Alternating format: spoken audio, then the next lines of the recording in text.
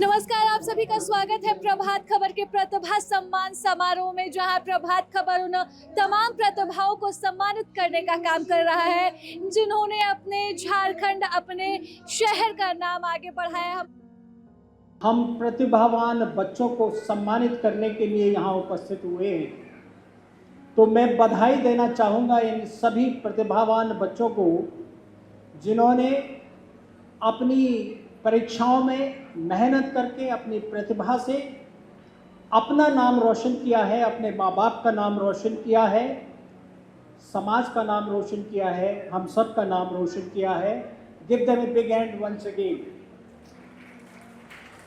साथ ही बधाई देना चाहूँगा इन बच्चों के गुरुजनों को, अभिभावक गणों को, माता पिता को, जिन्होंने अपने परिश्रम से ऐसा वातावरण उत्पन्न किया कि ये बच्चे अपनी प्रतिभा का प्रदर्शन कर पाए। सभी की एक जैसी परिस्थिति नहीं होती। अभिभावकों ने, माता पिता ने विपरीत परिस्थितियों में, कितने ही ऐसे माता पिता होंगे जिन्होंने अनुकूल वातावरण अपने बच्चों के लिए दिया और वो अपना प्रतिभा दिखा पाए। लेकिन जैसा कि मैडम अभी कह रही थी, वो कुछ उड़ान की बात कर रही थी। आपने जो प्रदर्शन किया है वो बहुत सराहनीय है, लेकिन बात यहीं खत्म नहीं हो जाती। अभी बहुत कुछ बाकी है। इन बच्चों के सम्मान में 2 लाइनें मुझे याद आ रही हैं जिनको मैं यहाँ कहना चाहूँगा। आपकी, बच्चे ध्यान दें, आपकी असली उड़ान अभी बाकी है। आपके जीवन की असली उड़ान अभी बाकी है। आपके इरादों का इम्तहान अभी बाकी है। अभी तो नापी है आपने थोड़ी मुट्ठी भर जमीन, अभी तो नापने के लिए पूरा आसमान बाकी है। बच्चों, आप युवा शक्ति हैं और युवा शक्ति पर भरोसा किया है हमारे प्रधानमंत्री ने और लक्ष्य निर्धारित किया है 2047। आपने भारत के विकास में एक अहम भूमिका निभानी है और उस अहम भूमिका के लिए हमें आप पर असीम भरोसा है। और दूसरे शब्दों में कहूं तो भारत के असली मायने में आप सूरमा हैं। और सूरमा को बिहार की भूमि पुत्र रामधारी सिंह दिनकर जी ने कैसे परिभाषित किया है, वो मैं आपके सामने रखना चाहूँगा कि सूरमा होता क्या है। ये सूरमा हमारे सामने बैठे हैं, भारत के सूरमा बैठे हैं, झारखंड के सूरमा बैठे हैं। सूरमा नहीं विचलित होते, क्षण एक नहीं धीरज खोते, विघ्नों को गले लगाते हैं, कांटों में राह बनाते हैं। तो ये जो सूरमा है ये कभी विचलित नहीं होते। अब विचलित नहीं होकर अपनी मंजिल की तरफ आगे बढ़ने के लिए आपने आगे देखना है कि वो जो उड़ान अभी आपकी बाकी है, जो असली उड़ान बाकी है, जिसका जिक्र मैंने किया, जिसका जिक्र मैडम ने किया, उसकी तरफ हम कैसे बढ़ें। हम सभी अभिभावक अपने अपने बच्चों के साथ यहाँ उपस्थित हुए हैं। हम ये सोच कर आए हैं कि हमें कुछ मार्गदर्शन मिलेगा कि यदि हमारा बच्चा हायर एजुकेशन की तरफ जा रहा है तो उसे किस तरह की संस्था की तरफ आगे बढ़ना चाहिए ताकि वो अपनी प्रतिभा के अनुकूल उड़ान भर सके, अपनी प्रतिभा के अनुकूल कुछ हासिल कर पाए। तो जो उच्च शिक्षण संस्थान है वो कैसे होने चाहिए? वो ऐसे हों कि वहाँ पर एक आइडियल इंफ्रास्ट्रक्चर हो, एक स्टेट ऑफ आर्ट क्लासरूम हो, टेक्नोलॉजी हो, लेबोरेटरीज हो जो वेल इक्विप्ड हों, बच्चों के लिए हॉस्टल हों, जो हमारी गर्ल्स हैं, बच्चियां हैं, उनकी सुरक्षा के साधन हो, सीसीटीवी कैमरा लगे हों, सुरक्षा गार्ड्स हों, जो निश्चिंत होकर के उस वातावरण में, उस प्रीमाइसिस में आकर के अपने अध्ययन पे ध्यान दे सके। स्पोर्ट्स फैसिलिटीज हों, हॉस्टल फैसिलिटीज हों, और यदि हम टाउन से आते हैं तो हमारे लिए बस की सुविधा हो, कम्यूट करने की सुविधा हो। इस तरह की यूनिवर्सिटीज़ आप देख रहे हैं, और इस तरह की यूनिवर्सिटीज़ जहां इंडस्ट्री से कोलैबोरेशन हो, जहां प्लेसमेंट हो रहे हों, बच्चों के नौकरियां मिल रही हों, इस तरह की संस्था में आप जाएं तो वहाँ, लेकिन ये बातें तो करने के लिए अच्छी लगती हैं, इन बातों के लिए ये विश्वविद्यालय के अंदर हों, ये कैसे सुनिश्चित करेंगे? ये सुनिश्चित करने के लिए या तो आप विश्वविद्यालय के प्रांगण में जाएं, या दूसरा एक संस्था होती है national assessment and accreditation council. National assessment and accreditation council संस्था का निरीक्षण करके उसको ग्रेड देता है, और ग्रेड सी से लेकर के ए और A+ तक होते हैं। सभी अभिभावक और बच्चों को गर्व होगा ये सुनकर कि झारखंड की एक इकलौती संस्था जिसको पूरे राज्य में सर्वश्रेष्ठ ग्रेड मिला है, नेक A ग्रेड से जिसे नवाजा गया है, वो उषा मार्टिन विश्वविद्यालय है। ये आपसे मैं शेयर करना चाहता था। बाकी आप अपना चयन खुद करें, और चयन करते हुए देखिए, जब आप विश्वविद्यालय में, क्योंकि मैडम मुझे बार बार बोल रही है कि बातें करने के लिए तो बहुत है, लेकिन बहुत से वक्ताएं हैं, मैं बस 1-2 बातें कहकर के बस 1 मिनट का समय और लूँगा और बात को ख़त्म करूँगा कि जो सुविधाएं हैं, समुद्र, उसका सुविधाओं का समुद्र तो विश्वविद्यालयों के अंदर आपको मिलेगा, लेकिन बहुत से बच्चे हैं उन सुविधाओं का फ़ायदा लेंगे और आगे बढ़ जाएंगे, नौकरियां मिलेंगी, मिल रही हैं, लेकिन सही मायने में वो बच्चे फ़ायदा उठाते हैं जो फोकस्ड रहते हैं, डिटरमिन्ड रहते हैं। और सोहनलाल द्विवेदी जी की वो कविताएं, कविता की 2 लाइनें मैं इन बच्चों के लिए कहना चाहता हूँ। डुबकियां सिंधु में गोताखोर लगाता है, जाकर खाली हाथ वापस आता है, मिलते नहीं सहज ही मोती गहरे पानी में, लेकिन मुट्ठी उसकी हर बार खाली नहीं होती, कोशिश करने वालों की कभी हार नहीं होती। हम आपको सुविधाएं देंगे, आप अपना फोकस, अपना डिटर्मिनेशन रखें, कामयाबी आपको मिलेगी, निश्चित रूप से मिलेगी। धन्यवाद। कि प्रभात खबर विगत 22 वर्षों से लगातार इस कार्यक्रम का आयोजन करता आ रहा है। इस कार्यक्रम की नींव 22 वर्ष पहले रांची में ही पड़ी थी। उसके बाद हमारी यात्रा के क्रम में हम बिहार पहुंचे, बंगाल पहुंचे, और इस दौरान करीब 10 लाख छात्रों को हम यह सम्मान दे चुके हैं। और मजेदार बात यह है, विपिन सिंह जी ने बात कही कि गुरुओं को इसमें आनंद आता है कि उनके छात्र जब उनको उनके आगे उनसे आशीष लेते हैं और बताते हैं कि हमने यह उपलब्धि हासिल कर ली। ऐसा ही आनंद हमको भी आता है जब हमारे कई कार्यक्रमों के दौरान ये जो छात्र जिनके सपनों को पंख लगाने में थोड़ा योगदान हमारा भी था, वो कई जिलों में DC, SP बनकर जब हमारे मुख्य अतिथि बनकर हमारे बीच आते हैं और बताते हैं कि साहब आज से 10 वर्ष पहले, 15 वर्ष पहले हमें भी यह सम्मान मिला है, और ये पहला ऐसा एक्सपोजर था जो हमको इस लेवल का कहीं पर मिला, और इसने हमको हमारी झिझक खोलने में, हमको रिकॉग्निशन दिलाने में कहीं ना कहीं इसका बड़ा योगदान है।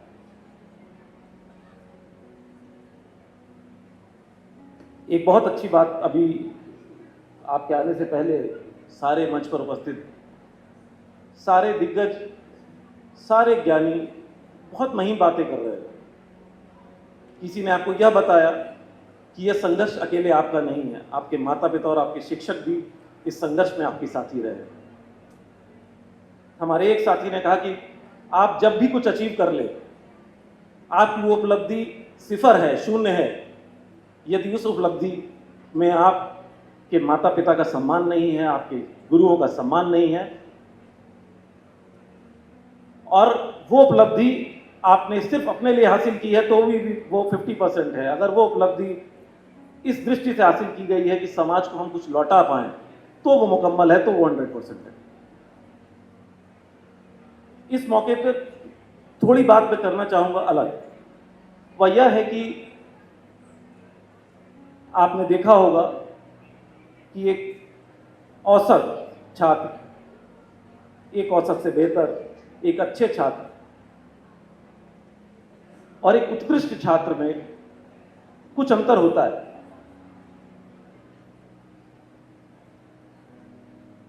औसत से अच्छे तक की यात्रा आप मेहनत से कर सकते हैं, पर औसत से उत्कृष्ट तक, अच्छे से उत्कृष्ट बनने के लिए कुछ चीजें बहुत जरूरी है। उसके लिए आपका वैल्यू सिस्टम जरूरी है, उसके लिए आपकी एकाग्रता जरूरी है, आपकी मेंटल कंडीशनिंग जरूरी है। तो यहां जितने भी बच्चे मौजूद हैं वो बहुत अच्छे हैं। अब लड़ाई उत्कृष्टता की ओर है और ये कंपटीशन और वाइड होता चला जाएगा। तो जब तक आप वैल्यू सिस्टम को पकड़कर नहीं चलेंगे, आप एकाग्र नहीं होंगे, आप विपरीत परिस्थितियों में अपने को स्थिर नहीं रख पाएंगे, या यूं कहूं कि ऐसा कर कर ही आप उस उपलब्धि को प्राप्त कर सकते हैं, शिखर तक पहुंच सकते हैं। कोरोना का पीरियड था, बहुत सारे बच्चों के घरों में किसी के माता पिता नहीं रहे, कुछ बच्चे खुद बीमार हुए, पर उस दौरान भी रिजल्ट 95-96% तक बच्चों ने अचीव किया।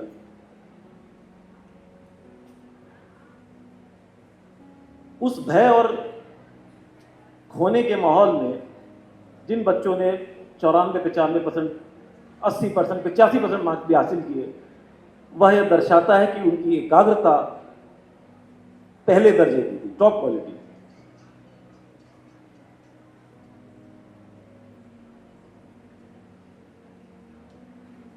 ये एकाग्रता, ये मेंटल कंडीशनिंग अब आपके लिए बहुत जरूरी है।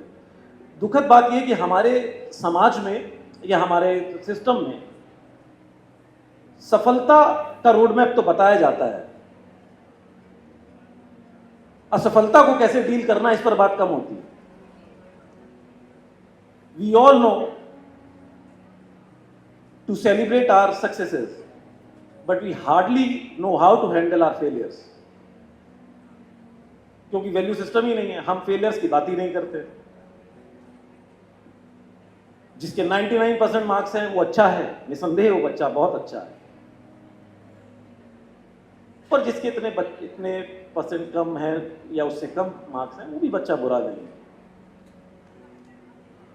और हमारी इस कंडीशनिंग की वजह से जब बच्चे आगे कॉम्पिटिटिव एरा में जाते हैं और कंपटीशन टाइट होता है और थोड़ा सा एक कंपटीशन आप नहीं क्रैक कर पाए, फिर जिस तरीके की चीज़ें समाज में देखने को मिलती हैं, ये सर्वविदित है, मेरे कहने और उल्लेख करने का उसको ज़रूरत नहीं है। हम सब अच्छी अच्छी कहानियाँ जानते हैं। हम एपीजे अब्दुल कलाम जी की कहानी जानते हैं, हम अब्राहम लिंकन की कहानी जानते हैं, हम बराक ओबामा की कहानी जानते हैं। जब हम लोग आर्मी की तैयारी कर रहे थे, सीडीएस की तैयारी करके हम लोग जब एसएसबी देने जाते थे और जब 6-7 दिन बाद रिजल्ट अनाउंस होने वाला होता तो ब्रिगेडियर साहब एक आया करते थे और वो हमको अमिताभ बच्चन की कहानियां या शाहरुख खान की कहानी सुनाते थे और वो कहते थे कि भाई कि अगर आप इसमें नहीं हो, आप इसमें थ्रू नहीं कर पाते हैं तो निराश मत होइएगा। फला फला सन में अमिताभ बच्चन भी एग्जाम को में फेल हो गए थे, शाहरुख खान भी क्रॉस नहीं कर पाए थे, और वो जहां आज हैं उनकी जर्नी में कुछ और लिखा था, अगर वो यहीं फंस गए होते तो वहां ना पहुंचते जो जहां पर वो आज हैं। तो कहने का मतलब है बच्चों को किसी भी फेलियर में हतोत्साहित नहीं होना। उनकी जर्नी कहीं और लिखी हुई है, कहीं मेहनत में कुछ कसर रह गई होगी, उसको ओवरकम करना है, एकाग्र रहना है। एकाग्रता ही एक ऐसी पूंजी है जो आपको औसत से उत्कृष्ट की यात्रा आपकी पूरी करेगी। फिर बात आती है आज ग्लोबल एक्सपोजर की।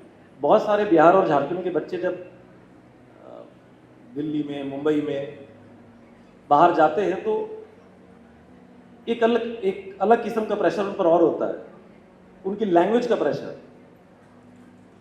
तो आपको बता दूं कि जब ओबामा स्टडी कर रहे थे, पढ़ रहे थे, तो उस समय उनके अश्वेत होने पर उनको बहुत बुली किया जाता था, बहुत परेशान किया जाता था। पर यही एकाग्रता और विषम परिस्थितियों में डटे रहने की उनकी खासियत उनको वहां ले गई जहां वो पहुंचे। अब बात कुछ सरकार द्वारा किए जा रहे कामों की। तो बच्चों, आप अच्छा कार्य करते हैं तो समाज में हमारे जैसी संस्थाएं आपको पंख देने का काम करती हैं। सरकार की कई योजनाएं हैं, जैसे गुरुजी क्रेडिट कार्ड, विदेश में पढ़ने जा रहे बच्चों के लिए उनको 100% स्कॉलरशिप देना, और तमाम योजनाएं। मुझे लगता है कि अभी आएंगे मंत्री जी, इस विषय में कुछ और विस्तार से प्रकाश डालेंगे। अब तक आपने एक लेवल क्रॉस कर लिया है, अब बड़ी चुनौतियां आने वाली हैं। तो आपको एकाग्रता, अपनी मेंटल कंडीशनिंग स्ट्रांग रखनी है। हमारी तरफ से एडवाइस यही है। और जब भी कभी असफलता आए जीवन में, तो ये चंद लाइनें याद रखिएगा। रख हौसला वो मंजर भी आएगा, रख हौसला वो मंजर भी आएगा, प्यास के पास चलकर समंदर भी आएगा, थक कर ना बैठ ये मंजिल के मुसाफिर, मंजिल भी मिलेगी और मिलने का मजा भी आएगा।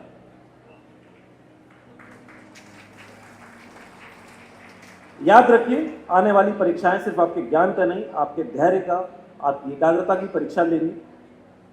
मुश्किलों से घबराना नहीं है, क्योंकि मुश्किलों से भाग जाना आसान होता है। हर पहलू, हर क्षण जिंदगी का इम्तिहान होता है। डरने वालों को मिलता नहीं कुछ जिंदगी में, लड़ने वालों के कदम में सारा जहान होता है। इन शब्दों के साथ मैं अपनी वाणी को विराम देता हूं। सभी छात्रों को पुनः शुभकामनाएं। जय हिंद, जय झारखंड। अभी मुझे लगता है 11:30 बज चुके हैं। सुबह 8 बजे से बच्चों के रजिस्ट्रेशन का ये कार्यक्रम शुरू हुआ है और तमाम मेधावी बच्चे इस कार्यक्रम में उपस्थित हैं। बहुत बार पेरेंट्स की शिकायत रहती है कि सर आप लोग बहुत पहले बुला लेते हैं। आपने देखा होगा सभागार में जिस तरह से बच्चों की सहभागिता है और उनके साथ उनके पेरेंट्स और टीचर्स हैं, तो थोड़ा कार्यक्रम के रजिस्ट्रेशन का समय हमको पहले करना पड़ता है ताकि जो पूरा सिस्टम है वो फ्लो में चले। तो मैं पूरे प्रभात खबर परिवार की तरफ से तमाम बच्चों का, जो मेधावी हैं, उनके पेरेंट्स का और साथ में उनके गुरुजन हैं, उनका मैं स्वागत करना चाहूँगा। 10:30 से मुझे लगता है हमारे बहुत सारे माननीय अतिथियों ने बहुत सारी बातें बताई हैं। मैं ज़्यादा वक्त नहीं लूँगा।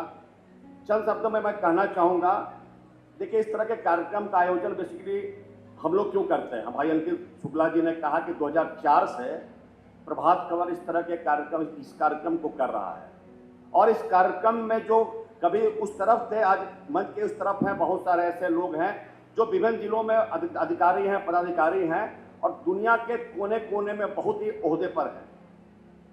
और जब आप, लगता होगा कि बहुत बार मैं हमारे साथियों से डिस्कस करता हूँ, बहुत बार वो लोग बोलते हैं कि इस कार्यक्रम का रिलेवेंस क्या है।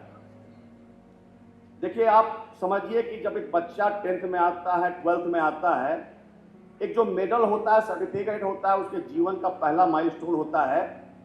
और जब वो मेडल उसको मिलता है, वो जो मंच पर आता है, न सिर्फ उसके लिए वो भावुक क्षण होता है, बल्कि उसके पूरे परिवार, उसके पूरे टीचर, उसके पूरे फ्रेटर्निटी के लिए एक बहुत भावुक क्षण होता है। लेकिन मुझे लगता है मंजिल या यात्रा यहीं से शुरू होती है। मैं हाल में किताब पढ़ रहा था, good is the evil of best. कहने का आशय है कि जहाँ जो जितने बच्चे यहाँ पर आए हैं, हाल में आपने देखा होगा कि किसी बच्चे को 500 में 500 नंबर आ गए और ये चीज़ें विस्मित करती हैं कि भाई आज के दिन में किसी बच्चे को 90% से कम आ गया तो लगता है कि वो बच्चा पढ़ने में तेज नहीं था क्या। मतलब इस तरह की दौड़ है, इस तरह की रेस है कि 500 में 500 नंबर है, कोई बच्ची केजरीवाल थी, उसको 500 में 500 नंबर इस बार आए। लेकिन बच्चों, दुनिया इससे आगे है। जैसे मैंने कहा है कि good is the evil of the best. ये समय है, एक माइलस्टोन है, एक पड़ाव है जब आप जिंदगी के आगे की रफ्तार शुरू करते हैं। और जब आपको लगे, और देखिए यहीं से आपकी यात्रा शुरू होती है, जब आपको लगे कि मैंने जीवन में बहुत अचीव कर लिया, तो आप मानिए कि स्टेगनेंसी, आप डिप्रिसिएशन की तरफ जाते हैं। यहाँ से और ऊर्जा के साथ आगे बढ़ना है। और इस दौर में जब आपने देखा होगा एआई का दौर है, मशीन लर्निंग का दौर है, इस दौर में आपने देखा होगा पहले जो टेक्नोलॉजी थी 20 साल में 30 साल में बदलती थी, आज हर साल 10 साल टेक्नोलॉजी बदल रही है। हम जिस मीडिया के फील्ड में मैं बताना चाहूँगा, आप जानते हैं कि प्रभात खबर झारखंड का नंबर 1 अखबार है। पिछले 32-35 साल से प्रभात खबर झारखंड का नंबर 1 अखबार बना हुआ है। और आपकी जो यात्रा है और प्रभात खबर की यात्रा, इसका एक कोरिलेशन है। आप समझिए, आपने 90% नंबर ले आए, 95% नंबर ले आए, 97% नंबर ले आए, टॉप पे जाना चुनौतीपूर्ण है, लेकिन टॉप्स को बनाए रखना और उससे आगे जाना एक बहुत बड़ा चैलेंज है। और जब आपसे आकांक्षाएं, अपेक्षाएं बढ़ती है, वैसे समय में आपको अपने आप को रोज प्रूफ करना पड़ता है। तो बच्चों, मेरा मानना है कि समय है कि आप अपने आप को अपने साबित किया कि आप अच्छे स्टूडेंट हैं, लेकिन इससे आगे दुनिया है। एआई और एमएल के दौर में, मशीन लर्निंग के दौर में आप देखिए कि सिर्फ नंबर काफ़ी नहीं है, आप कितने इनोवेटिव हैं, कितना इनिशिएटिव ले रहे हैं, ये बहुत महत्वपूर्ण। आपने देखा होगा हाल का जो नीट का जो रिजल्ट आउट हुआ, उसमें रांची का एक बच्चा सार्थक सिद्धांत था, उसने इस तरीके से चीज़ों को समअप किया कि भारत सरकार में जो बड़े पदाधिकारियों को भी मानना पड़ा कि इस एग्जामिनेशन में गड़बड़ियाँ हुई हैं। तो मैं उस बच्चे के जज्बे को सलाम करता हूँ। और मैं कहना चाहूँगा, जैसे भाई अंकित जी ने कहा कि देखिए, जीवन में आप कितना भी आगे बढ़ जाते हैं, आपका सेलिब्रेशन तब तक पूरा नहीं होता है जब तक आपके नियर एंड डियर आपके साथ नहीं है। और आपके नियर एंड डियर कौन है? वो सहपाठी जो आपके साथ पढ़ते रहे हैं, वो माता पिता, वो शिक्षक। आप सोचिए कि आज आप 10th में हैं, मुझे लगता है नर्सरी और प्रेप से आपकी जर्नी शुरू हुई होगी। और मैंने देखा है, हम भी एक पेरेंट है, मैं देखता हूँ कि माता पिता का कितना बड़ा श्रम है। कम से कम आप समझिए कि 15 साल रोज पेरेंट्स, खासकर माता जो है, सुबह उठती है, नाश्ता बनाती है, बच्चे को बस स्टॉप में पहुंचाती है, और ये सिलसिला अनवरत चलता रहता है। और कभी भी माता पिता के जीवन में या उनके मन में कभी आ भी नहीं होता कि मैं ये काम क्यों कर रही हूँ। तो बच्चों, जब जीवन में आप आगे बढ़ते हैं तो ध्यान रखिएगा कि जिन्होंने आपको आगे बढ़ाने में योगदान दिया है, उनके सपनों को न सिर्फ आपने पूरा किया है, बल्कि उसको रिटर्न भी करना है। हाल में एक प्रिंसिपल से मेरी बात हो रही थी, उन्होंने शिकायत किया या उन्होंने एक बात कही, उन्होंने कहा कि देखिए, आज के समय में बच्चों में, खासकर जेन जी में, हो सकता है एनालिसिस गलत भी हो, उन्होंने कहा कि भाई देखिए, क्या IQ क्वोशेंट तो बहुत ज़्यादा इंक्रीज कर गया है, लेकिन इमोशनल क्वोशेंट जो है वो कमज़ोर हो रहा है। तो मेरा मानना है कि IQ क्वोशेंट तो आप बार बार साबित कर रहे हैं। और जेन जी, और ऐसे भी ह्यूमनली कहा जाता है कि जो ह्यूमन लाइफ का जो बिहेवियर है या जो उसका क्रम है, जो भी आने वाला जनरेशन होगा, निश्चित तौर पर वो पहले के जनरेशन से ज़्यादा शार्प होगा, क्योंकि एक्सपोजर भी ज़्यादा है। तो आपका IQ का लेवल बेहतर है, लेकिन आप अपने इमोशनल क्वोशेंट को बनाए रखें। और सबसे महत्वपूर्ण है, अंत में मैं कहना चाहूँगा कि जीवन में अगर बेहतर करना है तो सामने मंजिल बना के रखिए। कभी अपने जो एक आपको कॉन्फिडेंस जरूर होना चाहिए, लेकिन ओवर कॉन्फिडेंस बहुत घातक हो सकता है। जब भी आपको लगे कि मैंने बहुत मंजिल तय कर ली है, तो आप अपने पीछे मत देखिए कि आपके पीछे कितने लोग, आप अपने आगे देखिए कि कितने सारे लोग आपके आगे खड़े हैं। और मेरा मानना है, एक सकारात्मकता के साथ, पॉजिटिवनेस के साथ जीवन में आगे बढ़िए। प्रभात खबर परिवार की तरफ से आपका स्वागत है। Think positive, act positive, be positive. Thank you very much. Everyone, I can't hear it from behind there. Good morning, everyone. I am very excited to be here today. And I'm so excited that I woke up at 3 a.m. in the morning. Yeah, most of you are wondering कि हम लोग 3 बजे नहीं उठे, Why did Madam wake up at 3 a.m.? I was in Delhi. I had a flight at 5:30 to be for this event, so no other option but to wake up at 3. But worth it.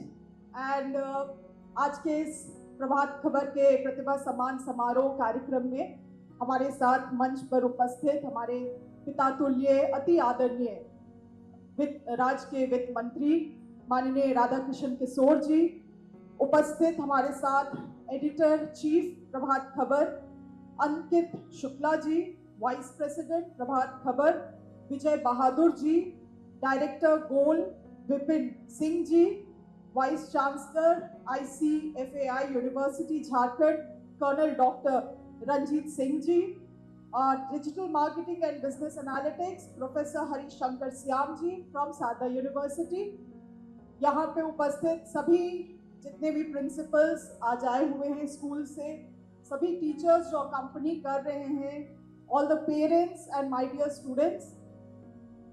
Last year भी मुझे ये opportunity मिला था इस कार्यक्रम को attend करने के लिए, और उस वक्त मैंने ये नहीं सोचा था कि इतने भारी संख्या में यहाँ पे बच्चे आते हैं, और खास करके स्टूडेंट्स जो आज के जेनजी हैं।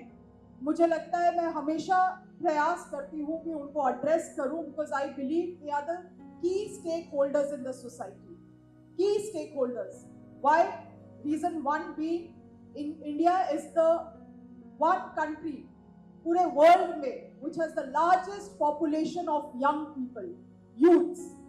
और अगर if you look at the percentage wise, 25 between the age group of 15 to 25, there's a population of 30%, and 65% of the population is below 35 years of age. पूरे विश्व में एकमात्र देश है जिसमें युवा की जनसंख्या इतनी अधिक है। That's why I think it is one of the most important stakeholders today. और इस तरह के कार्यक्रम से लगातार प्रभात खबर आप लोगों को सम्मानित करता है, और ये सम्मान केवल एक औपचारिकता नहीं है, it's not just a formality, but it is a reminder to each one of you that wherever or whenever you do something good for yourself, for your family, for your society, you earn a reward. And this is that reminder to you. आप लोगों ने आज शुरुआत किया है, मुझे लगता है 10th और 12th is a very crucial stepping stone in anyone's career, very important, but it's also challenging. I feel it's very challenging in today's time. Earlier days इतना ज़्यादा challenging नहीं रहा होगा, मगर आज के समय में बहुत ज़्यादा challenging है, because I think every year, if you look at India in itself, about 1.5 crore students are passing out from inter every year. That's a huge population. And if you look at it, out of this population, बहुत लोग doctors बनना चाहते हैं, बहुत लोग engineers बनना चाहते हैं, बहुत लोग UPSC में जाना चाहते हैं, बहुत लोग अदर कॉम्पिटिटिव एग्जाम्स के लिए प्रिपेयर करेंगे, बहुत लोग अदर डोमेन में जाना चाहेंगे. But the question here is, does the ecosystem has that much of vacuum to absorb that huge a crowd? Unfortunately, it doesn't. Unfortunately, it doesn't, and that is where all of you have to be prepared. Mentally, have to be prepared. I'm not trying to disappoint anyone here, but हाल के दिनों में NEET की परीक्षा हुई. आप लोगों को मालूम है कितने बच्चों ने पार्टिसिपेट किया था उस परीक्षा में? Can anyone tell me that number? I'm just asking questions so that everyone stays along with me and doesn't doze off. How many people participated in that exam? How many? 22 lakhs. He's close. 23 lakhs students participated. How many government seats? You know how many government seats? Huh? How many? 60. 80,000. 80,000. What happens to the other rest? Either private colleges or other opportunities. There are, but it is not necessarily कि जिस ambition को लेके आप घर से निकले हैं या स्कूल से निकले हैं, it has to be that ambition only that you will be fulfilling. Life will push you to make different choices, difficult choices, and why I'm addressing that particular matter is because all of you here today are that generation जो सबसे ज़्यादा technologically advanced generation है. I think I'm one step behind, and our dear finance minister is another step behind. मगर आप वो generation है जो सबसे ज़्यादा technologically advanced generation है. At the same time, it is a most socially disconnected generation also. There the truth is. And that is why you have to not just take care of marks, जिसको आज यहाँ पे vice president Prabhat खबर बता रहे थे कि not just be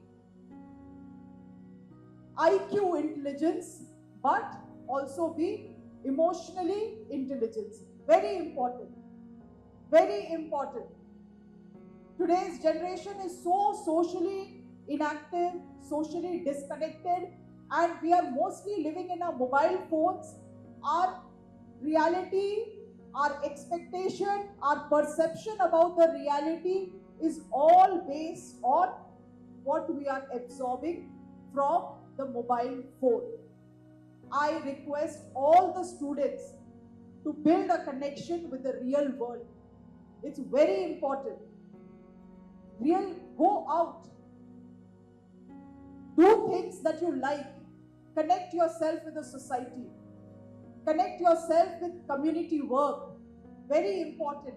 That is going to give you an edge. वो आपको एक edge देगा जब आप कॉलेज में जाएंगे, जब आप जॉब्स में जाएंगे. You know, Western universities and all, apart, मतलब जितने भी foreign में universities हैं, apart from the marks, it is must to have community-led work in their resume. It is a must in order to get good colleges. Unfortunately, our education system doesn't demand so. It's not a necessity. CSR activities karate hain, there are different kind of activities that we do from the school, but it's not a mandatory thing. But foreign universities has that. Unfortunately, our education system doesn't have that, so we are so much only reliable on our curriculum. Books में जो syllabus हैं, chapters हैं, we are just relying on that. But it is important that you also engage in community-led work. मैं जिस population का बात कर रही थी, youth population, आप उसमें अगर देखेंगे तो 64% of the youth population live in the rural setup. Only 36 are in the urban. केवल 36% ही आज शहरी जनसंख्या है युवाओं का. 64% is the rural setup. वहाँ की शिक्षा व्यवस्था और भी चुनौतीपूर्ण है. Dropouts और भी high है. It will be so wonderful if you all can take an initiative from the school, even schools. This idea I'm throwing roughly at the schools also, that this initiative can be taken by the schools as well, by the private schools, to go in the government schools and impart our learning, our experiences with those students. Because if there is an imbalance, अगर हम लोग असंतुलन में आगे बढ़ रहे हैं, तो हमें नहीं लगता है कि हम लोग उस विकास की ओर भी पहुंच सकते हैं. And I'm addressing these matters to you all because I feel you all are not just number and marks driven students, but you all are also emotionally intellectual students here who have responsibility towards our community also. So that is very important. Vijay Shukla ji was also speaking about AI, machine learning. By 2030, like all of you here, कहीं ना कहीं आप लोगों को ये मन में होता होगा कि हम लोग अच्छे पढ़ाई कर रहे हैं, अच्छे कॉलेजेस में जाएंगे और कल एक अच्छा जॉब मिलेगा. How many of you are targeting for a good job? Can I see a raise of hands? Just 1%. Rest everyone in the cup पढ़ लिए हो गया. How many of all are targeting for a good job. Let me see a show of hands. Nothing on the right side. Left side, no job. No one job. Neta banna hai. This is also good. This is also good. Here, this side, there are few. I want to tell you all, by 2030, India is going to lose 2.5 crore jobs to AI. And I'm telling you, just last year, these numbers are not just made up. Last year, I'm just giving you a wild data. Oracle. Have you heard of this company called Oracle? Laid off 50,000 people at one go. So, आपको ये सोचने का जरूरत है कि भाई पढ़ तो रहे हैं हम लोग, 500 में 499 ले आ रहे हैं. I'm going to get through the world's India's best college also. That also good. I'm making my parents proud. But how is it that I'm going to survive the competition out there? You know, एक बहुत common चीज है जब हम लोग emotional intellect के बारे में बात करते हैं, जेंजीज के बारे में. There is a common study that has found that Gen Zs are very worried about not only their future but also their country's future. This is a study. लगता नहीं है when we interact with you all that you all are really bothered about the nation, but it is actually a study that Gen Zs are not just bothered about their future, but they are also bothered about the future of this country. How many of you all are bothered? You are bothered? Very few. I still feel there are people who are sleeping in the back. Should I come down and speak? No, I shouldn't. So let me know. So these are the jobs that we are talking about that we are constantly losing. इसीलिए आप लोगों को ये भी समझना है कि how are we going to prepare ourselves for the competition further. This is going to be very challenging. I myself worked in the corporate world for about 10 years. I worked in the corporate world for 10 years and जैसे जैसे समय बीत रहे हैं, I'm telling you, corporate competition is also becoming very cutthroat. And it's not just competition. मुझे लगता है हर एक सेक्टर में जो competition है आज के दिन में, it is cutthroat. So you don't just have to be average, good, or just be very good in the numbers and marks, but you all have to also be very good in your personality, in your character. Those are one thing also that is going to distinguish all of you. हम लोग बात करते हैं AI taking up our jobs. There's one thing that is always going to be a very common difference between artificial intelligence and human being. Can someone tell me a very basic difference between artificial intelligence and human beings? That intelligence is always going to be artificial. That intelligence, AI intelligence, is always going to be artificial. It is your intelligence that is driven by genetics. So, hence, character building, personality development also plays a very important role. I hope आप आज जिनको हम लोग यहाँ से सम्मानित कर रहे हैं, ये एक ऐसी पीढ़ी है जो आने वाले समय में केवल समाज का नाम नहीं रोशन करने वाली है, मगर पूरे देश का नाम रोशन करने वाली है.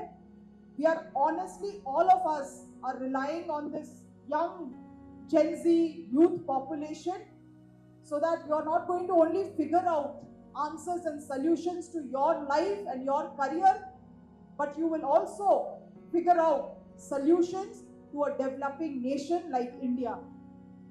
इन्हीं सब शब्दों के साथ, thank you Prabhat Khabar for having me here. Thank you all the dear students, parents for being an active participant. Thank you. जो डायस पर हैं, आप उनकी बातों को, उनके विचारों को सुन रहे हैं, बल्कि ऐसे भी प्रतिभावान छात्र और छात्राएं यहाँ पर हैं जो डायस के सामने अपनी बातों को भी रख पाए। सच्ची प्रतिभा मैं इसी को मानता हूं।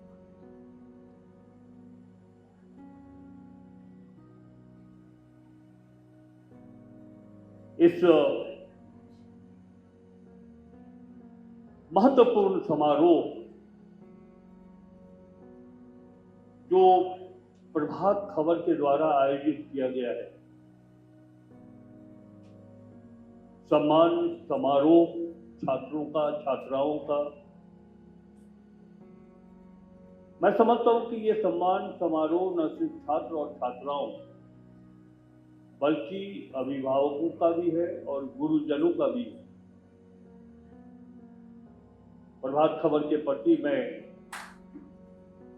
व्यक्तिगत तौर पे और राज्य सरकार की ओर से इस समारोह के लिए बहुत आभार व्यक्त करता हूं और खास तौर पर आभार इस बात के लिए कि आपने मुझे और राज्य की सम्मानीय कृषि मंत्री श्रीमती नेहा तिर्की जी को बुलाया है। इसके लिए मैं हृदय से आभार व्यक्त करता हूं। मंच पर उपस्थित श्रीमती शिल्पी नेहा तिर्की जी, आप राज्य के अत्यंत महत्वपूर्ण विभाग की मंत्री हैं, कृषि विभाग की। श्री अंकित शुक्ला जी, मुख्य संपादक Prabhat Khabar. Shri Vijay Bahadur ji, vice president Prabhat Khabar. Shri Harishankar Shyam ji, Sharda university के डिजिटल विश्लेषक। Shri Vipin Singh ji, director gold. Doctor Ranjit Singh ji, कुलपति ISFAI यूनिवर्सिटी। और यहाँ पे उपस्थित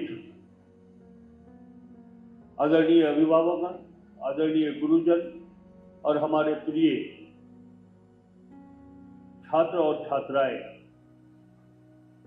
मैं आप सबों को अपनी ओर से डायस के साथ साथ आप सबों का हार्दिक अभिनंदन करता हूं।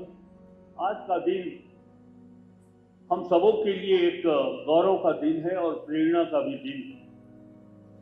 प्रतिभा सम्मान समारोह सिर्फ अंक पर निर्भर नहीं है। मैं अपने संबोधन के क्रम में अपनी सहज भाषा में आपको बताने की कोशिश करूंगा कि अंकों के माध्यम से आज जो आप प्रतिभा हासिल कर रहे हैं, समाज के प्रति आपकी ये प्रतिभाएं कितनी सार्थक होनी चाहिए, तो विशेष तौर पर मैं अपने विचारों को आपके सामने रखूंगा। एक बात मैं ये जरूर कहना चाहता हूं कि इतने महत्वपूर्ण कार्यक्रम, सम्मान, प्रतिभाओं का सम्मान, गुणों का सम्मान, आदर्शों का सम्मान, ये एक बड़ा व्यापक प्लेटफॉर्म है और ऐसे व्यापक विषयों पर क्या बोला जाए, कहां से शुरू किया जाए और कहां अंत किया जाए, ये बड़ा मुश्किल भरा क्षण है। किसी ने कहा है कि मुझे तो होश नहीं, आप ही मशवरा दीजिए, कहां से शुरू करूं फसाना, कहां खत्म करूं। सम्मान समारोह कुछ इसी प्रकार का महत्व रखता है। मैं सलाम करता हूं आपके उन परिश्रम भरे रातों का, परिश्रम भरे दिन का, कड़ी मेहनत, मजबूत इरादे और आपके परिजनों का ये परिश्रम आपको यहां तक पहुंचाया है। आप अकेले नहीं हैं। यह संस्था, शैक्षणिक संस्था के गुरुवर, आपके माता पिता और इस समाज का योगदान है। जो आपके अंदर की छिपी हुई प्रतिभा को विकसित करके इस सम्मान समारोह का पात्र आपको बनाया है। बहुत बड़ी जिम्मेवारी आने वाले समय में आपकी है और मेरी शुभकामना रहेगी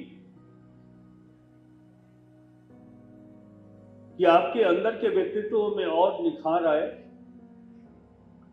और आपके इस प्रतिभा का लाभ न सिर्फ आने वाले दिनों में जिस संस्था में आप रहेंगे वहां काम आए, बल्कि आपके इस प्रतिभा का लाभ हमारे झारखंड के समाज, हमारे देश के समाज को मिले। ये बड़ा महत्वपूर्ण होगा और तभी आपकी प्रतिभा सार्थक होगी। प्रतिभा में जब आप सम्मानित होंगी या होंगे तो यह एक औपचारिकता मात्र नहीं होगा, यह एक रिस्पॉन्सिबिलिटी आपके कंधों पर आज मिलने वाली है, ताकि आप अपने अंदर के छिपे व्यक्तित्व को और निखार सकें और उसका लाभ हमारे सोसाइटी को मिल सके। मैं तो प्रभात खबर से आग्रह करूंगा कि आज के परिवेश में हमारी राजनीतिक व्यवस्था की जितनी महत्वपूर्ण भूमिका है, क्यों ना शिक्षा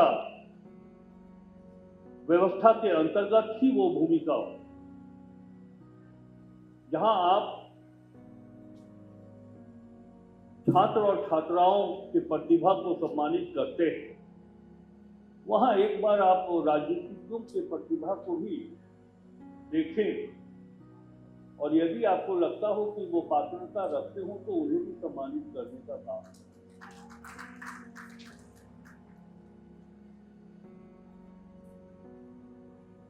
ये बात मैं इसलिए कह रहा हूं कि अभी हमारी कृषि मंत्री जी ने और अन्य वक्ताओं ने ये बात कही कि आपकी जो प्रतिभा है, आने वाले दिनों में आप इंजीनियर बनना चाहेंगे, डॉक्टर बनना चाहेंगे, आईएएस आईपीएस बनना चाहेंगे या कॉर्पोरेट हाउस में आप सीईओ की नौकरी करेंगे।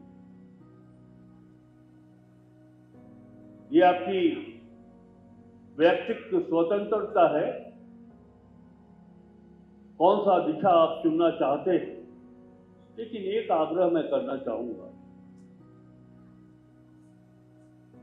कि जहां आपका लक्ष्य भारतीय प्रशासनिक सेवा, पुलिस सेवा, वन सेवा में जाने की इच्छा हो, डॉक्टर इंजीनियर बनने की इच्छा हो, बेशक आप वहां जाएं, लेकिन आप में से कुछ प्रतिभाएं राजनीति के क्षेत्र को भी चुने, कैरियर के रूप में आप विधायक बने, सांसद बने, और इसलिए बने कि राज्य के विधानसभाओं में और देश के लोकसभा में प्रतिभावान लोगों की आवश्यकता है।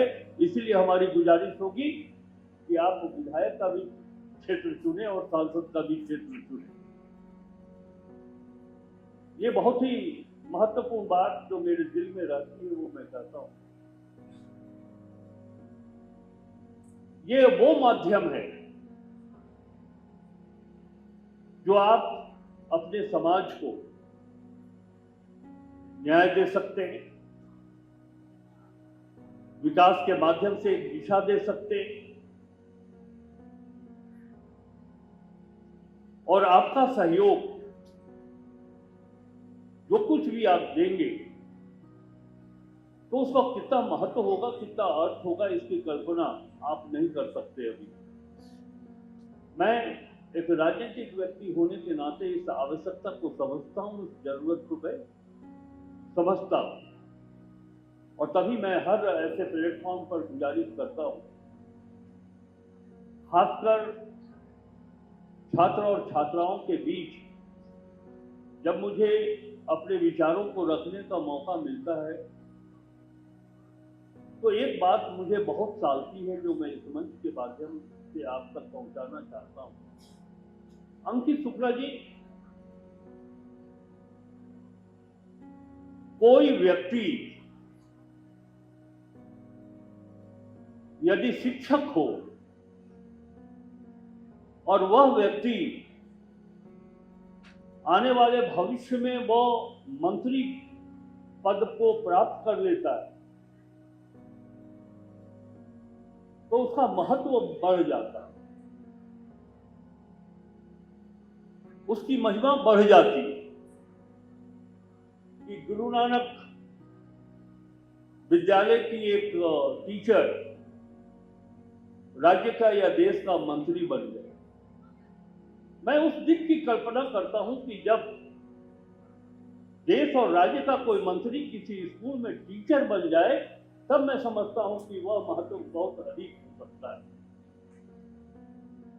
तब उस महत्व की कोई कीमत नहीं हो सकती।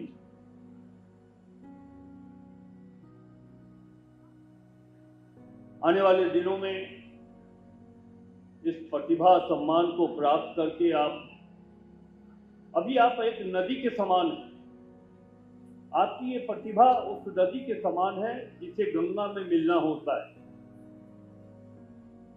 फिर आपका कदम उस प्रतिभा की ओर बढ़ेगी जो गंगा में समाहित हो, और अंततः आपकी प्रतिभा समुद्र में जब मिलेगी, यानी कि समाज तक जब पहुंचेगी, तो आपके प्रतिभा का कद्र और बढ़ जाएगा।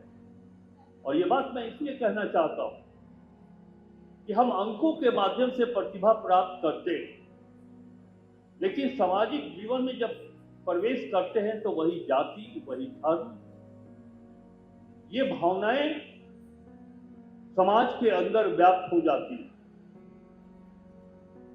मैं उस दिन की कल्पना कर रहा हूं कि आपकी ये प्रतिभा जब निकले समुद्र में, यानी कि समाज में जब समाहित हो, तो जाति का कोई स्थान नहीं रह जाए, धर्म का कोई स्थान नहीं रह जाए। ये हमारे हृदय की बात है।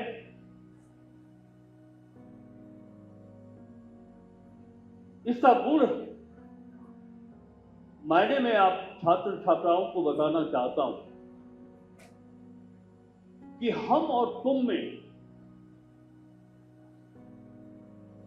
जब गैप होता है तो समाज में बिखराव देखने को मिलता है। हम अगर रंग हैं तो तुम खुशबू हो। रंग और खुशबू का जब मिलन हो जाए तो एक आदर्श समाज का निर्माण होगा। किसी ने कहा है कि अखलाते चमन में रंग और खुशबू से बात बनती है। हम ही हम हैं तो क्या हम हैं, तुम ही तुम हो तो क्या तुम हो। दोनों अगर मिल जाए तो एक आदर्श समाज का निर्माण होगा। ये प्रतिभा, यदि आप मेरे शेर के इन पंक्तियों से अगर प्रेरित हो, तब आपकी ये प्रतिभा काम है। मैं समझता हूं कि मेरे संक्षिप्त विचार आपके मन तक पहुंची होगी। आने वाले समय में आप इसका भरपूर उपयोग करेंगे और दिल से इस बात को अपने मन मस्तिष्क में स्थापित करेंगे कि समाज या इस व्यवस्था के जिस शीर्ष पर आप कायम हो, कोशिश यही होनी चाहिए कि एक आदर्श झारखंड का निर्माण हो, एक आदर्श समाज का निर्माण हो। और अंत में मैं अपनी बातों को समाप्त करते हुए प्रेरणा स्वरूप दो पंक्ति आपके मन तक पहुंचाना चाहता हूं। हौसले के तरकस में कोशिश की वो तीर जिंदा रखो। हौसले के तरकस में कोशिश का वो तीर जिंदा रखो। हार जाओ चाहे सब कुछ, मगर जीतने की उम्मीद को जिंदा रखो। अगर कहीं कमी हो, असफलता हाथ लगे तो हारे नहीं। निश्चित रूप से आने वाले समय में सफलता आपकी कदम चूमेगी। इन्हीं बातों के साथ एक बार फिर मैं प्रभात खबर परिवार को अपनी ओर से हार्दिक अभिनंदन, हार्दिक स्वागत करते हुए आभार व्यक्त करता हूँ। जय हिंद। अभिभावकगण, प्रबंधकगण, मंच संचालिका महोदया, मैं रंजीत सिंह इक्बा यूनिवर्सिटी का कुलपति हूँ। मैं यहाँ क्यों आया?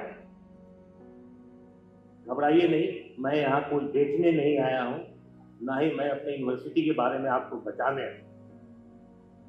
मैं यहाँ विशुद्ध एक स्वार्थपरक कारण से आया हूँ कि मैं अब बूढ़ा हो चला हूँ या वृद्धा अवस्था के कगार पे हूँ, इसलिए मैं आज इस युवा अवस्था इसलिए आया हूँ कि यहाँ से कुछ आपका लड़कपन, कुछ यूथ, कुछ विगर, जो सारी चीज़ें इतनी अबंडेंट अवस्था में यहाँ प्रिवलेंट है, उसे कुछ चुरा करके लेके जाओ। मैं यहाँ इसलिए आया हूँ कि आज का आयोजन एक सेलिब्रेशन है। It's a celebration of merit, it's a celebration of Perseverance, it's a celebration of support of the parents, teachers, the school, right from the peon of the school to the ladies and all. And therefore, all those who have excelled in their arts and crafts, my heartiest congratulations to them, and as much of congratulations to all those who have been there in the background to support. Now, I would like to share some of my thoughts with you. The first thing is that what you should keep in mind. The first thing that comes to our head the moment we excel in something, like doing very well in academics that you have done, is the arrogance. दुनिया में अलग अलग तरह के अभिमान हैं, किसी को धन का अभिमान है, किसी को बल का अभिमान है, किसी को रसूख का अभिमान, पर इसमें सबसे खतरनाक अभिमान ज्ञान का अभिमान, क्योंकि ज्ञान का अभिमान दोनों एक दूसरे को म्यूचुअली अपोजिंग, जिस तरह से चीजें स्वयंभू होती हैं, उसी तरह से चीजें स्वयं मृत्यु होती है। यानी ज्ञान के साथ अगर अभिमान आया तो ज्ञान स्वतः नष्ट हो जाता है। इसलिए जो भी आपकी उपलब्धि हुई है उसको विनम्रता और हम्बलनेस के साथ बनाए रखें। दूसरी बात मैं ये कहना चाहूंगा, जिंदगी में फोकस बनाए रखें। कुछ एक बहुत सारे विषय हैं, आजकल दुनिया में नई नई चीजें आ रही हैं। हमारे दो पहले वाले विद्वान मित्रों ने आपको बताया, दो यूनिवर्सिटी से, जब तक आप एक विषय सीखेंगे तब तक दूसरा विषय आपके सामने खड़ा हो, और पहले वाला विषय जो आपने पढ़ा है वो ऑब्सोलीट हो चुका हो। तो उसके लिए करना ये है कि आपको हर चीज के बारे में ब्रेथ रखनी है, यानी हर चीज के बारे में नॉलेज रखनी है, जनरल नॉलेज, पर कुछ एक विषय पर गहराई रखनी है। एंड देयरफॉर आपको ब्रेथ ऑफ नॉलेज और डेप्थ ऑफ नॉलेज के बीच में संतुलन बनाए रखना है।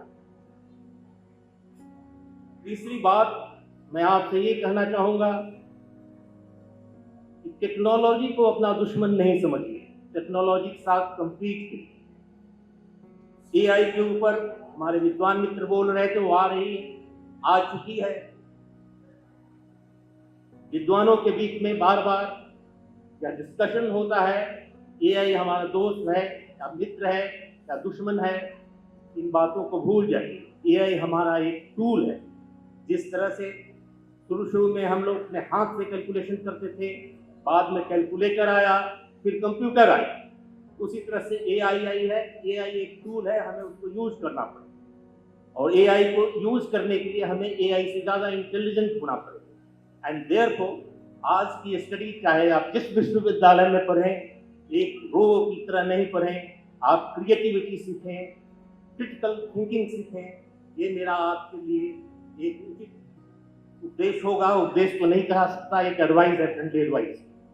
और इसलिए लास्ट में मैं ये कहना चाहूँगा कि जहाँ भी रहें रुके नहीं, हमें नहीं, अनैतिक नहीं बने, आगे बढ़ते रहे।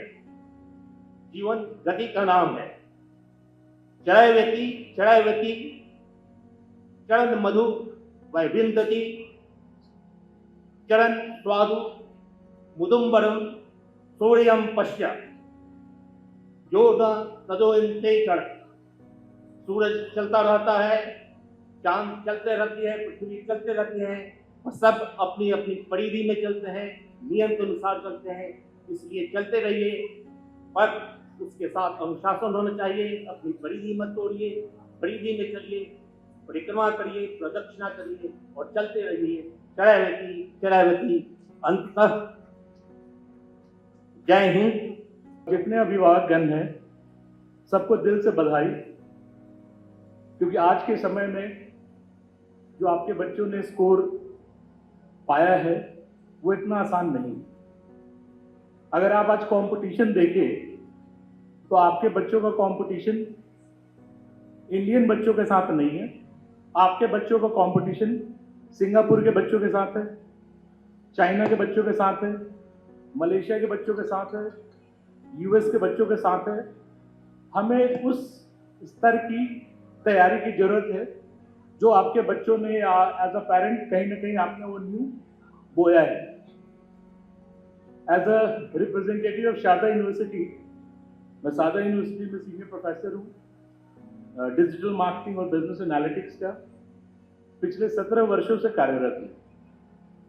शारदा यूनिवर्सिटी भारत की एकमात्र डिफरेंट यूनिवर्सिटी है जहां 95 कंट्री से बच्चे पढ़ते हैं।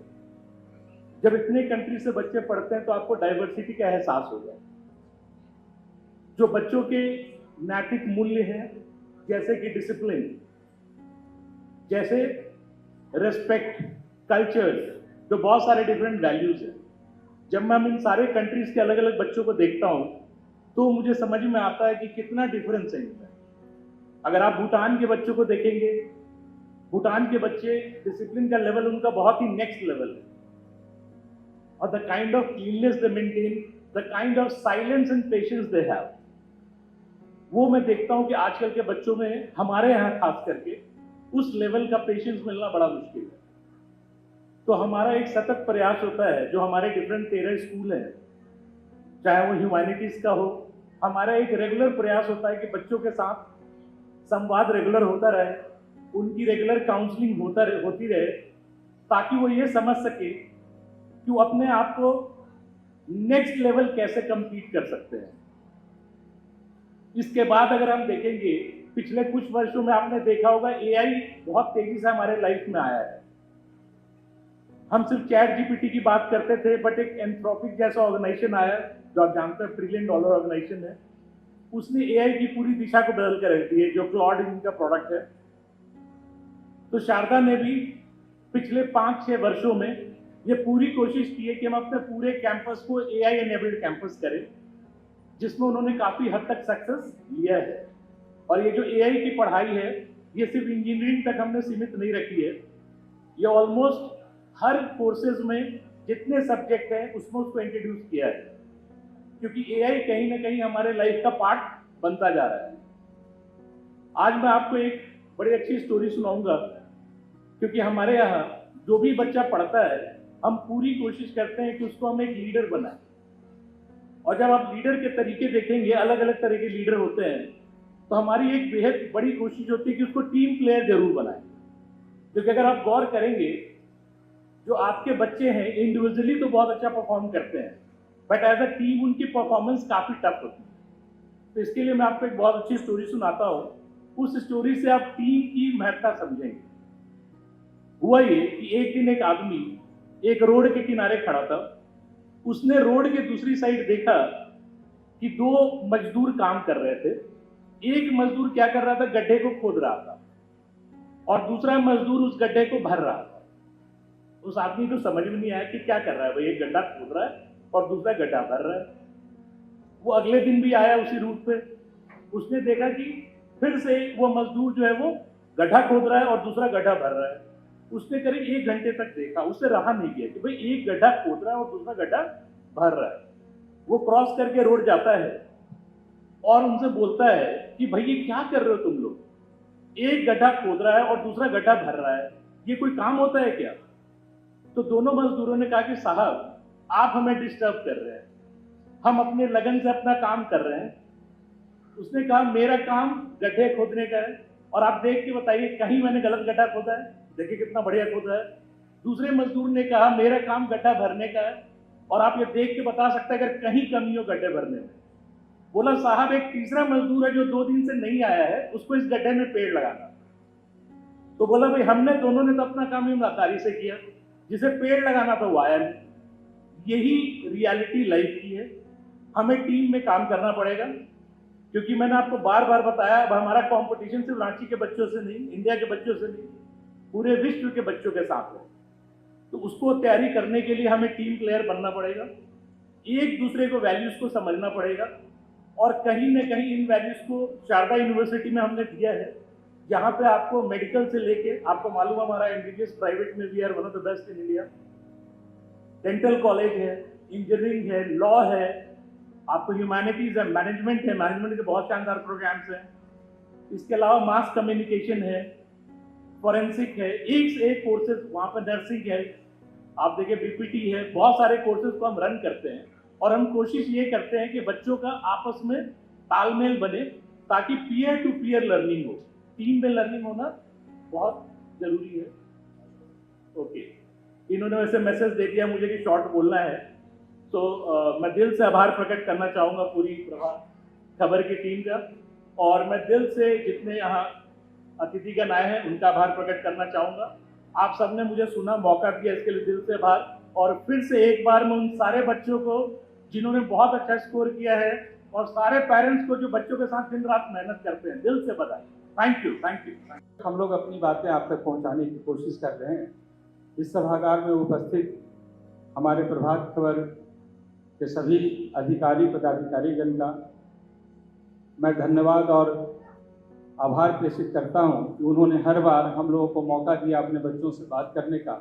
एक शिक्षक के नाते जब छात्र हमारे सामने होते हैं तो वो उत्साह से पढ़ाने वाले नहीं, जवाबदेही को भी हमेशा याद दिलाने वाली वो क्षण होते हैं। तो मुझे लगता है कि हर बार आपने मुझे मौका दिया और पिछले लगभग 12 साल से तो मैं आपके साथ जुड़ा हूँ। ये हमारा सौभाग्य है। आपने जितने शानदार तरीके से बिहार और झारखंड में छात्रों को मोटिवेट किया है, उनके लक्ष्य तक पहुंचाने में आपने जितने अच्छे तरीके से प्रोत्साहित किया है, निश्चित रूप से एक बहुत बड़ी उपलब्धि है आपके लिए और हम लोगों को भी इस तरीके से काम करने के लिए और प्रेरित आपने किया है। तो हम सब मिलकर जिस प्रकार से समाज को सही दिशा दिखाने की एक कोशिश कर रहे हैं, ये कोशिश मात्र है। परिवर्तन कितना हुआ कुछ एग्जाम्पल के साथ मैं आपको जरूर बताऊंगा आगे, लेकिन उससे पहले जितने हमारे अभिभावक जुड़े हैं आज इस मंच के सामने इस सभागार में, मैं उनका गोल संस्थान की ओर से हार्दिक अभिनंदन और हार्दिक वंदन करता हूं। सभी छात्र जिन्हें चयन कर बुलाया गया है, आज उन्हें सम्मानित करने के लिए मेडल और सर्टिफिकेट देकर उनको ये बताया जाएगा कि आपका ये क्षमता है और आप अपने क्षमते को आगे कैसे इस्तेमाल करेंगे। हमसे पहले बहुत सारे वक्ताओं ने अपनी अच्छी बातें आप तक पहुंचाई, आप लोगों ने ग्रहण किया होगा, उसे आत्मसात करेंगे। इस उम्मीद के साथ मैं भी आप सभी छात्रों को शुभकामना देना चाहूँगा कि जिस प्रकार से आपने प्रदर्शन किया है, यह प्रदर्शन इसी तरीके से जारी रहना चाहिए, क्योंकि कोई एक दिन का रेस नहीं है, लगातार आपको इसी प्रकार से चलते रहना है। ऐसा नहीं कि कुछ देर बहुत तेज दौड़ जाएं और फिर समय आने पे आप शिथिल हो जाएं। तो अगर इस प्रकार की सोच होगी तो शायद आप जिस मैराथन की बात करते हैं उसमें आप सफल नहीं हो पाएंगे, आप वहाँ तक अचीव नहीं कर पाएंगे। इसलिए लगातार एक अच्छी स्पीड मेंटेन करते हुए अपने आप को बढ़ाते रहना और उसी स्पीड को मेंटेन करने के लिए इस प्रकार का सभा आयोजित किया जाता है, आप लोग को बुलाकर सम्मानित किया जाता है, एक जवाबदेही दी जाती है और अपने को पहचानने का आपको मौका मिलता है। इतने सारे बच्चों के बीच में यदि हम इस मंच पे आए और ऐसे गणमान्य लोगों के द्वारा आपको सम्मानित किया जा रहा है, मतलब यह सम्मान सिर्फ सम्मान नहीं है, सम्मान से बढ़कर ये भी आपको इंडिकेट करता है, आपको एहसास दिलाता है कि इस जवाबदेही को आप समझिए। आप यहाँ पे आएंगे, आज मेडल और सर्टिफिकेट मिलेगा, इसका महत्व क्या है ये आपको समझना होगा।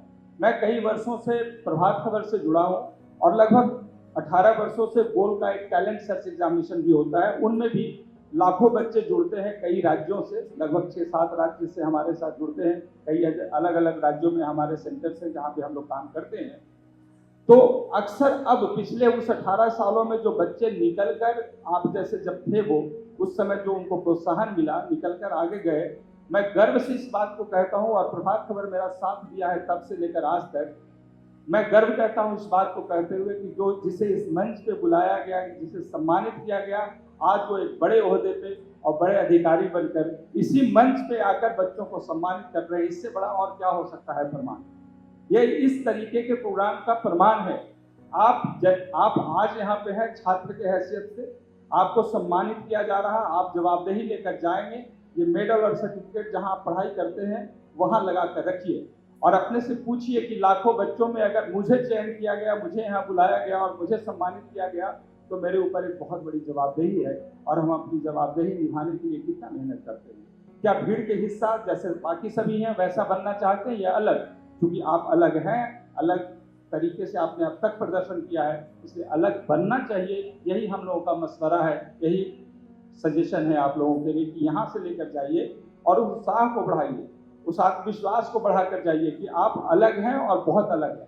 देखिए, आज टैलेंट की कमी नहीं है। आप जानते हैं, जैसे सब लोग अभी बता रहे थे हमसे पूर्ववक्ताओं ने, कि चैलेंज आपके रांची के लोगों से नहीं है। चैलेंज अब आपके दूसरे कंट्री, जो डेवलप्ड कंट्री है, चाइना, जापान से लेकर सिंगापुर के बच्चों से, और उस लेवल के पीढ़ियों के साथ हमें मीट करना है। तो किस लेवल पे हम कर पाएंगे? बड़ी भारी मन से इस बात को कहता हूँ कि जिस मोबाइल ने मुझे एक टेक्नोलॉजी दिया, एक नई दिशा दी, बहुत सारी जानकारियाँ दी, उस मोबाइल का हम गलत इस्तेमाल करते हैं और जो उससे प्राप्त करना चाहिए वो ना करके कुछ और कर लेते हैं और हम भटक कर कुछ इस लेवल पर पहुंच जाते हैं जहां से किसी भी अभिभावक के लिए वो सरदर्द होता है, शिक्षकों के लिए बड़ा अफसोस जताने का समय होता है। और प्रभात खबर जैसे पत्रिका जो चलाने वाले, न्यूज नहीं सिर्फ ये तो जवाबदेही निभाने वाले लोग हैं, इन लोगों को भी अफसोस होता है कि आज पीढ़ी हमारी कहाँ जा रही है। हमारे सामने गण्यमान्य अतिथि बैठे हैं जो प्रभात खबर से हैं, डीसी महोदय हैं, विजय बहादुर सर हैं। अक्सर बातें होते रहती है, कुछ लिखते भी बहुत अच्छा हैं और कई प्रोग्राम में हम लोगों से जब बात होती है तो एक चिंता हमेशा इन्होंने जाहिर किया, हम चाहते हैं कि गांव-गांव तक हम प्रभात खबर के माध्यम से बच्चों में वो अवेयरनेस क्रिएट करें कि बच्चे निकलकर अपनी पहचान स्वतः तय करें और उस जगह पर जाकर हम लोगों से जुड़कर वहाँ पहचान बनाएंगे तो कल हमारा भी पहचान बनेगा। ऐसी सोच रखने वाली जो पत्रिका है, मैं इसीलिए जुड़ा हूँ 18 वर्षों से, इनकी सोच अलग है और उस सोच के साथ चलते हुए हमने देखे हैं हमारे संस्थान से गोल्ड टैलेंट सर्च एग्जामिनेशन या प्रतिभा सम्मान में मेडल सर्टिफिकेट लेकर प्रोत्साहित होने वाले बच्चे जब डॉक्टर बनते हैं, इंजीनियर बनते हैं, IAS IPS बनते हैं, लॉ प्रोफेशनल बनते हैं और आकर बताते हैं कि सर वहाँ पर हमने आपसे मेडल और सर्टिफिकेट लिया था, वो क्षण हम शिक्षकों के लिए बहुत महत्वपूर्ण होता है। मैं समझता हूँ कि एक शिक्षक सिर्फ पैसे के लिए नहीं, उस प्रतिष्ठा, पहचान और उस समय के लिए ललायित होता है जो एक बच्चा निकल कर आता है और कहता है कि सर मैं यहाँ सफल हूँ।